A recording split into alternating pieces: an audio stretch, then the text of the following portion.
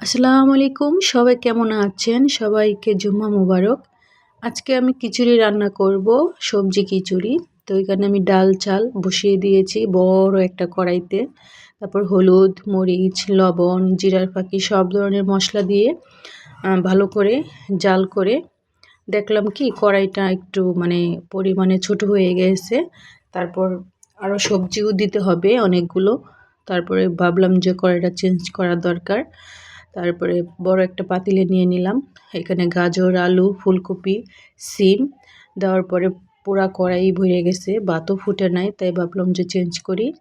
Tomato আর মিষ্টি কুমড়া আমি একটু পরেই দিয়েছি, লাস্টের দিকে, কারণ এগুলো নরম সবজি। তারপরেও গলে গেছে। পাতিলটা দেখেন কত বড়। পাশে আমি কি করলাম, একটু তেল দিয়ে তারপরে একটু বাগার দিলাম। বাগার দেওয়ার পরে এরকম কারা কারা আমার মতন সবজি খিচুড়ি পছন্দ করেন কমেন্টে জানাতে পারেন। আর এরকম লাস্টে বাগার দিলে ফ্লেভারটা অনেক সুন্দর থাকে, ভালো লাগে। আর আমার ভিডিওটা যদি আপনাদের ভালো লাগে, লাইক শেয়ার করে আমাকে ফলো দিয়ে সাথেই থাকতে পারেন। আমার ছেলে বলতেছে বারবার যে আম্মু কখন হবে কখন হবে। আমি নামানোর কিছুক্ষণ আগে একটু ধনেপাতা নিয়েছি, কারণ সবজি খিচুড়ি তো, তাই ভাবলাম যে একটু ধনেপাতা দিই। গরম গরম বেড়ে নিলাম, কারণ অনেক খিদা পেয়েছে। অনেক মজা ছিল। সবাই ভালো থাকবেন।